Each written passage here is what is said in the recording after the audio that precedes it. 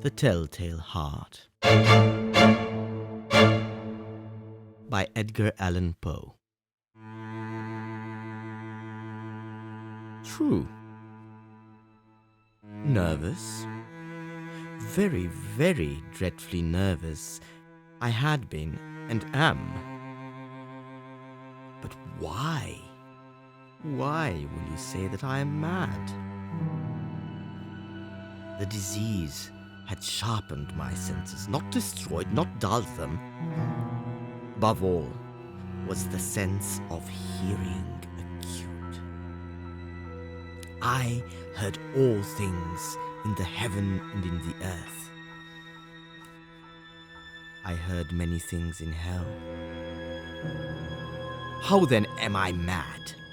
Hearken and observe how healthily, how calmly I can tell you the whole story.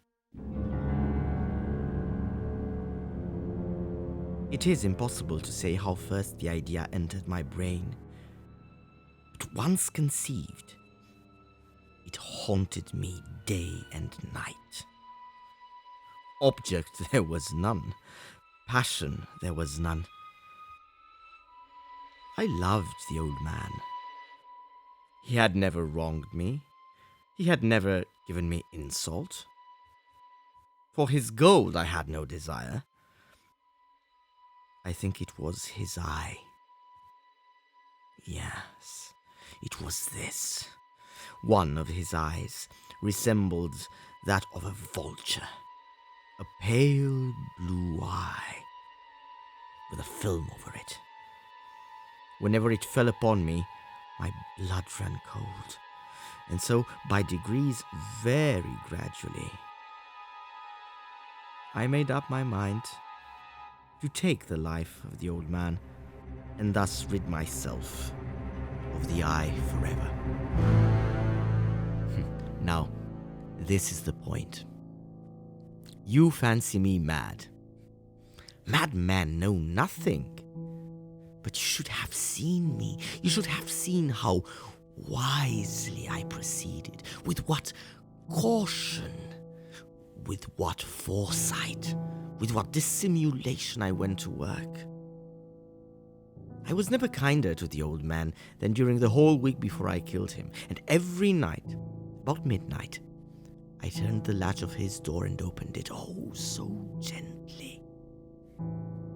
And then, when I had made an opening sufficient for my head, I put in a dark lantern, all closed, so that no light shone out, and then I thrust in my head. Oh, you would have laughed to see how cunningly I thrust it in. I moved it slowly, very, very slowly, so that I might not disturb the old man's sleep. It took me an hour to place my whole head within the opening, so far that I could see him as he lay upon his bed. Ha! Would a madman have been so wise as this? And then, when my head was well in the room, I undid the lantern, cautiously, oh, so cautiously, for the hinges creaked. I undid it just so much that a single thin ray fell upon the vulture eye. And this I did for 7 long nights, every night, just at midnight, but I found the eye always closed. So it was impossible to do the work, for it was not the old man who vexed me, but his evil eye.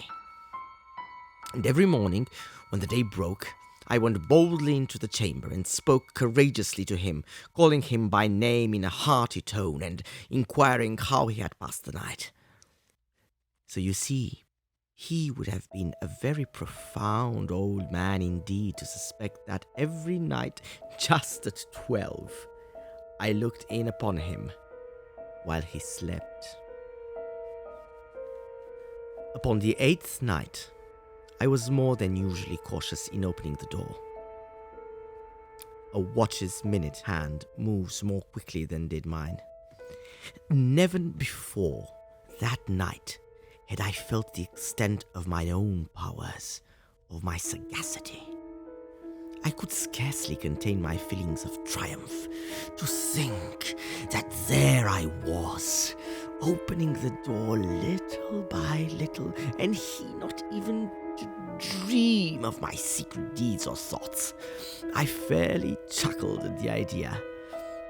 And perhaps he heard me, for he moved on the bed suddenly, as if startled. Now, you may think that I drew back, but no. His room was as black as pitch, with the thick darkness, for the shutters were closed, fastened through fear of robbers. And so I knew that he would not see the opening of the door, and I kept pushing it on steadily. I had my head in, and was about to open the lantern when my thumb slipped upon the tin fastening, and the old man sprang up in bed, cried out, "Who's there?" I kept quite still and said nothing. For a whole hour I did not move a muscle. And in the meantime I did not hear him lie down. He was still sitting up in bed, listening, just as I have done night after night, hearkening to the death watches in the wall. Presently I heard a groan, and I knew it was the groan of mortal terror. It was not a groan of pain or of grief, oh no. It was the low, stifled sound that arises from the bottom of the soul when overcharged with woe. I knew the sound well. Many a night, just at midnight, when all the world slept, it has welled up from mine own bosom, deepening with its dreadful echo the terrors that distracted me. I say I know it well. I knew what the old man felt. I pitied him, although I chuckled at heart. I knew that he had been lying awake ever since the first slight noise when he had turned in bed. His fears had been ever since growing upon him. He had been trying to fancy them causeless, but could not. He had been saying to himself, "It's nothing but the wind in the chimney.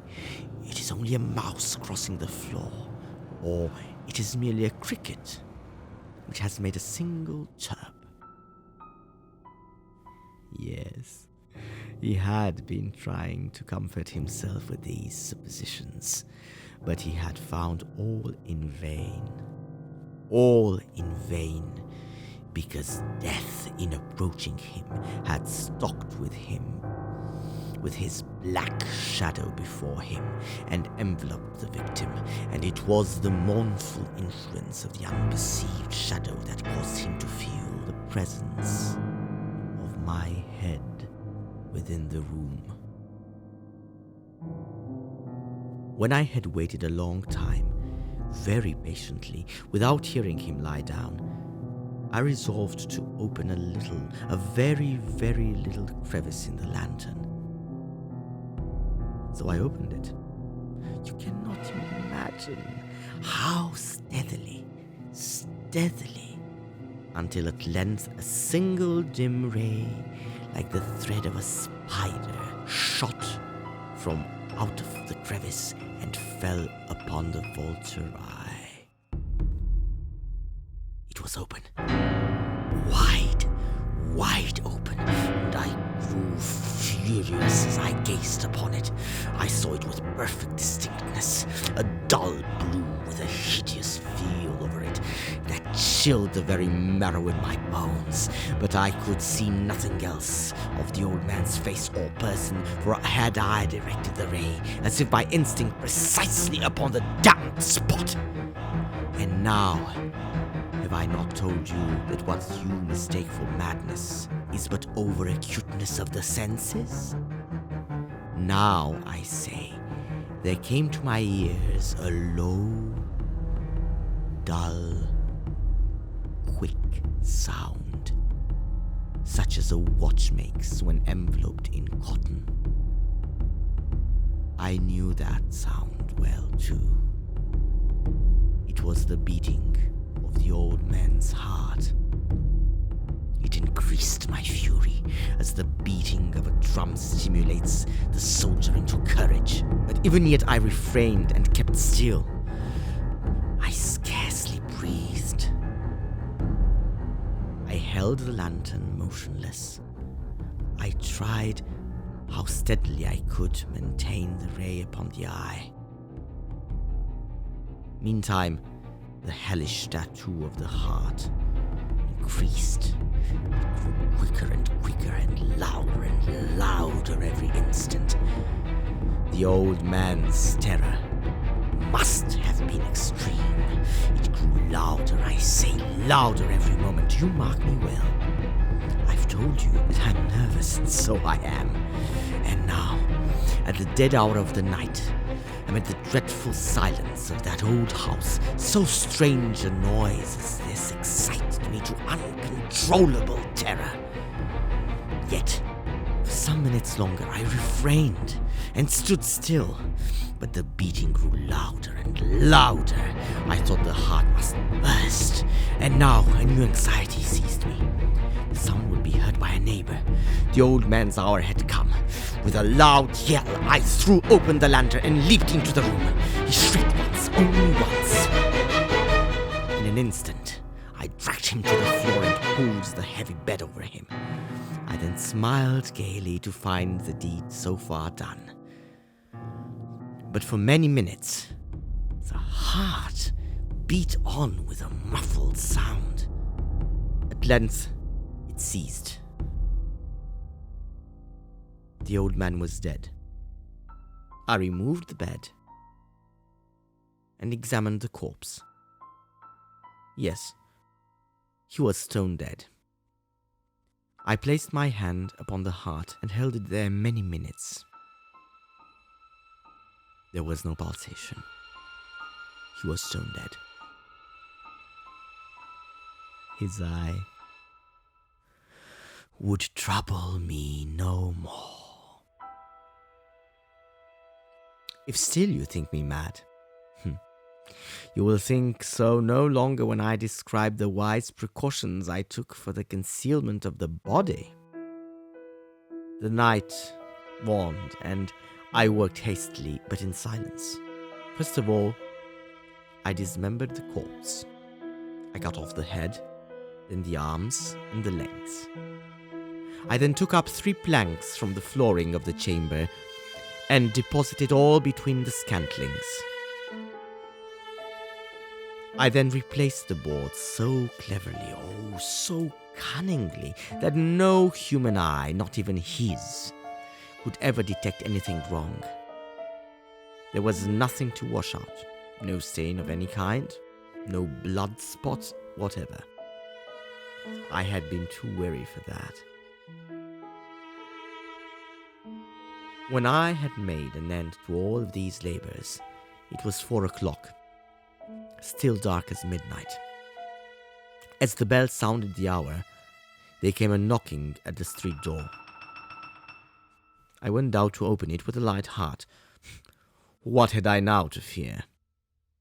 There entered 3 men, who introduced themselves with perfect suavity as officers of the police. A shriek had been heard by a neighbor during the night. Suspicion of foul play had been aroused, information had been lodged at the police office, and they, the officers, had been deputed to search the premises. I smiled. For what had I to fear? I bade the gentleman welcome. The shriek, I said, was my own in a dream. The old man I mentioned was absent in the country. I took my visitors all over the house. I bade them search. Oh, search well.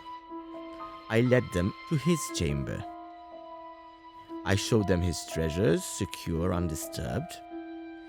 In the enthusiasm of my confidence, I brought chairs into the room and desired them here to rest from their fatigues, while I myself, in the wild audacity of my perfect triumph, placed my own seat upon the very spot beneath which reposed the corpse of the victim. The officers were satisfied. My manner had convinced them. I was singularly at ease. They sat, and while I answered cheerily, they chatted of familiar things. But ere long, I felt myself getting pale and wished them gone. My head ached, and I fancied a ringing in my ears. But still they chat and sat there. The ringing became more distinct. It continued and became more distinct. I talked more freely to get rid of the feeling, but it continued and gained definitiveness. Until, at length, I found that the noise was not within my ears. No doubt I now grew very pale, but I talked more fluently and with a heightened voice, yet the sound increased. What could I do? It was a low, dull, quick sound, much such a sound as a watch makes when enveloped in cotton. I grasped for breath, yet the officers heard it not. I talked more quickly, more vehemently. I rose and argued about trifles in a high key with violent gesticulations, but the noise steadily increased. Why would they not be gone? I paced the floor to and fro with heavy strides, as if excited to fury by the observations of the man, but the noise steadily increased. God, what could I do? I foamed, I raved, I swore, I swung the chair upon which I had been sitting and grated upon it boards, but the noise arose over all and continually increased. It grew louder and louder and louder, and still the man chatted pleasantly and smiled. Was it possible they heard it not? Almighty God, no. No, they heard. They suspected. They knew. And they were making a mockery of my horror. This I thought, and this I think. But anything was better than this agony. Anything was more tolerable than this derision. I could bear no longer those hypocritical smiles. I felt that I must scream or die. And now, again, hark, louder and louder and louder and louder. Villains, I shrieked. Dissemble no more. I admit the deed. Tear up the blanks. Here is the beating of his hideous heart.